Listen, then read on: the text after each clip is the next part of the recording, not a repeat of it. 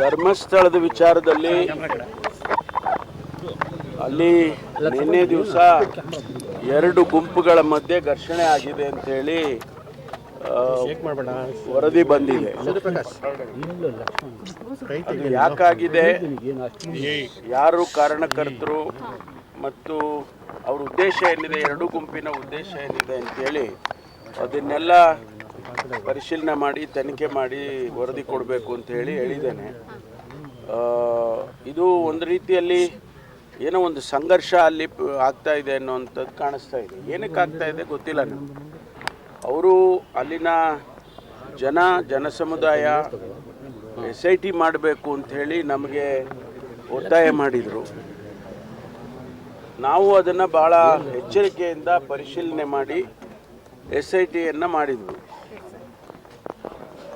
ಆ ವ್ಯಕ್ತಿ ಯಾರು ಇಲ್ಲಿ ಕೊಲೆ ಆಗಿದೆ, ನಾನೇ ಅನೇಕ ಶವಗಳನ್ನು ಬರಿ ಮಾಡಿದ್ದೀನಿ ಅಂತೆಲ್ಲ ಹೇಳ್ಕೊಂಡಿದ್ದ ಆ ವ್ಯಕ್ತಿ ಜುಡಿಷಿಯರಿ ಮುಂದೆ ಅಂದರೆ ಮ್ಯಾಜಿಸ್ಟ್ರೇಟ್ ಮುಂದೆ 164 ಸ್ಟೇಟ್ಮೆಂಟ್ ಮಾಡುವಾಗ ಅವನು ಏನು ಹೇಳಿದ್ದಾನೆ ಅದನ್ನೆಲ್ಲ ತನಿಖೆ ಮಾಡಬೇಕು ಅಂಥೇಳಿ ಮೆಜಿಸ್ಟ್ರೇರಿಯಲ್ ಇನ್ಸ್ಟ್ರಕ್ಷನ್ಸು ಇತ್ತು. ಮತ್ತು ನಾವು ಕೂಡ ಸಾರ್ವಜನಿಕವಾಗಿ ಅದನ್ನೆಲ್ಲ ಭಾಳ ಗಂಭೀರವಾಗಿ ಪರಿಗಣಿಸಿ SITಯನ್ನು ಮಾಡಿದ್ರು. ಅವರು 13 ಸ್ಥಳದಲ್ಲಿ ಅವರು ಐಡೆಂಟಿಫೈ ಮಾಡಿ ಈ 13 ಸ್ಥಳಗಳಲ್ಲಿ ಹೆಣಗಳನ್ನು ಊತಾಕಿದೆ ಅಂತ ಹೇಳಿ ಅವರ ಹೇಳಿಕೆ ಇತ್ತು. ಅದರ ಪ್ರಕಾರನೇ ನಾವು SITನವರು ಆ 13 ಸ್ಥಳಗಳಲ್ಲೂ ಕೂಡ ತೆಗೆದಿದ್ದಾರೆ. 6ನೇ ಸ್ಥಳದಲ್ಲಿ ಒಂದು ಗಂಡಸಿನ ಅಸ್ಥಿಪಂಜರ ಸಿಕ್ಕಿದ್ದೇನೋ ತಾವೆಲ್ಲ ರಿಪೋರ್ಟ್ ಮಾಡಿದ್ದೀರಿ ಈಗಾಗಲೇ.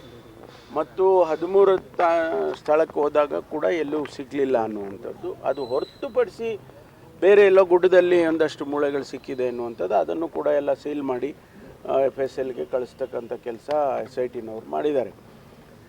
ಇದರ ಹಿನ್ನೆಲೆಯಲ್ಲಿ ಅಥವಾ ಇದಕ್ಕೆ ಸಂಬಂಧಪಟ್ಟಾಗಿ ಅಲ್ಲಿ ಎರಡು ಗುಂಪುಗಳಾಗಿ ಘರ್ಷಣೆ ನಿನ್ನೆ ದಿವಸ ಆಗಿದೆ. ಕೇಸ್ ಕೊಟ್ಟಿದ್ದಾರೆ, ಕೌಂಟರ್ ಕೇಸ್ ಕೊಟ್ಟಿದ್ದಾರೆ. ಆ ಕೇಸ್ಗಳನ್ನೆಲ್ಲ ರಿಜಿಸ್ಟರ್ ಮಾಡಿ ಅಂತ ಕೂಡ ಹೇಳಿದ್ದೇವೆ. ಅದನ್ನು ರಿಜಿಸ್ಟರ್ ಮಾಡಿಕೊಂಡು ತನಿಖೆ ಮಾಡ್ತಾರೆ. ಕವರ್ ಮಾಡ್ಲಿಕ್ಕೆ ಹೋದಾಗ ಕ್ಯಾಮರಾಮನ್ ಮತ್ತು ರಿಪೋರ್ಟರ್ ಮೇಲೆ ಕೂಡ ಹಲ್ಲೆ ಮಾಡಿದ್ದಾರೆ. ಯಾರು ಮಾಡಿದ್ದಾರೆ ಗುಂಪುಗಳು ಆಗಿದೆ, ಎರಡು ಗುಂಪಾಗಿದೆ ಅಂತ ಹೇಳಿದ್ದಾರೆ. ಈ ಗುಂಪಿನವರು ಕಂಪ್ಲೇಂಟ್ ಕೊಟ್ಟಿದ್ದಾರೆ, ತಾವು ಹೇಳಿದಾಗ ಹಲ್ಲೆ ಮಾಡಿದ್ದಾರೆ ಅಂತ ಹೇಳಿ ಕಂಪ್ಲೇಂಟ್ ಕೊಟ್ಟಿದ್ದಾರೆ. ಬೇರೆಯವರು ಕಂಪ್ಲೇಂಟ್ ಕೊಟ್ಟು ಎರಡು ಕಂಪ್ಲೇಂಟ್ಸನ್ನು ತಗೊಂಡು ಈಗ ತನಿಖೆ ಮಾಡ್ತಿದ್ದಾರೆ. ತನಿಖೆ ಮಾಡಿ ಅದರ ಮೇಲೆ ಯಾವ ರೀತಿ ಕ್ರಮ ತಗೋಬೇಕು, ಕೇಸಸ್ ರಿಜಿಸ್ಟರ್ ಮಾಡಬೇಕು, ಅದನ್ನೆಲ್ಲ SITನವರು ಮತ್ತು ಸ್ಥಳೀಯ ಪೊಲೀಸರು ಮಾಡ್ತಾರೆ. ಸತ್ಯ ಹೊರಗೆ ಬರಬೇಕು ಅನ್ನುವಂಥದ್ದು ಸರ್ಕಾರಕ್ಕೆ ಇರೋ ಕಾಳಜಿ ಕೂಡ. ಆದರೆ ಅಲ್ಲಿ ತನಿಖೆಗೂ ಮೊದಲೇ ಈಗ GPS ಸಿಸ್ಟಮ್ ವ್ಯವಸ್ಥೆಯಲ್ಲಿ ಶವ ಹುಡುಕ್ಲಿಕ್ಕೆ ಅದು ಆಗ್ತಾ ಇಲ್ಲ, ಕೃತಕವಾಗಿ ಅಭಾವ ಸೃಷ್ಟಿ ಮಾಡ್ತಾರೆ. ಪ್ರಣಬ್ ಮೋಹಂತಿಯವರು ಬೇಕು ಅಂತಲೇ ಕೇಂದ್ರಕ್ಕೆ ಕಳಿಸ್ತಾರೆ. ಈ ಥರದ್ದೆಲ್ಲ ಸೃಷ್ಟಿ ಮಾಡ್ತಾರೋ ವಿರುದ್ಧ ಏನೂ ಆಗ್ತಾ ಇಲ್ಲ. ಅದರಿಂದಾಗಿ ಇದೆಲ್ಲ ಪ್ರೊವೊಕೇಶನ್ ನಡೀತಾ ಇದೆ. ಯಾರು ಹೇಳಿಕೆಗಳು ಕೊಡ್ತಾರೋ ಅದು ನಮಗೆ ಮುಖ್ಯ ಅಲ್ಲ.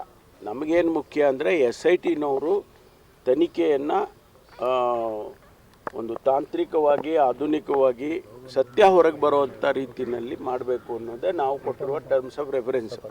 ಹಾಗಾಗಿ ಆ ಕೆಲಸ ಅವ್ರು ಮಾಡ್ತಾರೆ. ನಾವು ಅವರನ್ನು ಪ್ರಶ್ನೆ ಮಾಡೋದು, ಇವರನ್ನು ಪ್ರಶ್ನೆ ಮಾಡೋದು, ಅದು ಈಗಲೇ ಮಾಡಿದರೆ ಅದಕ್ಕೇನು ಅರ್ಥ ಬರೋದಿಲ್ಲ.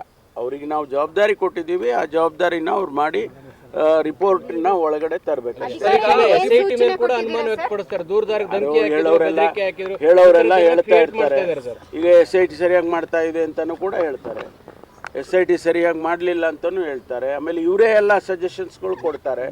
ಆಮೇಲೆ ಇದು ರಡಾರ್ ಇದ್ರದ್ದು ತರಬೇಕು ಅಂತೇಳಿ ಅವರೇ ಹೇಳ್ತಾರೆ, GPR ಅದನ್ನೆಲ್ಲ ಇವರೇ ತರಬೇಕು. ನಾವೇ ಹೇಳಕ್ಕೆ ಶುರು ಮಾಡಿಬಿಟ್ರೆ ಅವ್ರು ಹೇಳಿದ್ದು ಥರನೇ ತನಿಖೆ ಮಾಡೋಕ್ಕಾಗುತ್ತಾ? ಅವರಿಗೆ ಅದೆಲ್ಲ ಮಾಡ್ತಾರೆ. ಅವರು ಪೊಲೀಸ್ನವ್ರು ಸಮರ್ಥರಿದ್ದಾರೆ, ಅವ್ರು ಮಾಡ್ಕೊಳ್ತಾರೆ. ಸರ್, ಈಗ 13 ಸ್ಥಳಗಳನ್ನ ಗುರುತಿಸಿದೆ, ಅದನ್ನ ಅಗದಾಗಿದೆ. ಇನ್ನೂ ಹೆಚ್ಚಿನ ಶವಗಳಿದಾವೆ ಅನ್ನುವಂಥದ್ದು ಹೇಳ್ತಿದ್ದೇನೆ. ಇನ್ನೂ ಮುಂದುವರಿತಾ ಅಥವಾ ಇಷ್ಟಕ್ಕೆ ಅದು ಅವ್ರ SIT ತೀರ್ಮಾನ ಮಾಡುತ್ತೆ. ನಾವು ಅದ್ರ ಬಗ್ಗೆ ಯಾವುದೂ ಇಂಟರ್ಫಿಯರ್ ಆಗೋದಿಲ್ಲ. ಅವರು SITನವ್ರು ತೀರ್ಮಾನ ಮಾಡುತ್ತಾರೆ. ಅವ್ರು ಹೇಳೋದ್ರಲ್ಲಿ ಸತ್ಯ ಇದೆ, ಹೌದು ನೋಡಬೇಕು ಅಂದರೆ ಅವರು ನೋಡ್ತಾರೆ. ಇಲ್ಲ ಅದು ಅನುಮಾನಾಸ್ಪದವಾಗಿದ್ದರೆ ಅವ್ರನ್ನೇ ಕೇಳ್ತಾರೆ, ಏನಪ್ಪ ಈ ಥರ ಎಲ್ಲ ಹೇಳ್ತಾ ಇದೆಯಲ್ಲ, ಸರಿಯಾಗಿ ಹೇಳು ಅಂತೇಳಿ. ನಾವೇನು ಸರ್ಕಾರ ಯಾವುದೇ ಡೈರೆಕ್ಷನ್ ಕೊಡೋದಿಲ್ಲ. ಇಲ್ಲ, ಯಾವುದು ಕೊಟ್ಟಿಲ್ಲ. ಹಂಗಂತ ಕೇಳಿದ್ದೀನಿ. ಇವತ್ತಿನ ಸಂಪುಟದಲ್ಲಿ ಸಬ್ಮಿಟ್ ಮಾಡಿದ್ದ ದಿವಸನೇ ಜಸ್ಟಿಸ್ ನಾಗಮೋಹನ್ ದಾಸ್ ಅವರು 4ನೇ ತಾರೀಕು 11 ಗಂಟೆಗೆ ಕೊಟ್ಟರು ಮುಖ್ಯಮಂತ್ರಿಗಳಿಗೆ. ನಾನು ಕೂಡ ಇದ್ದೆ.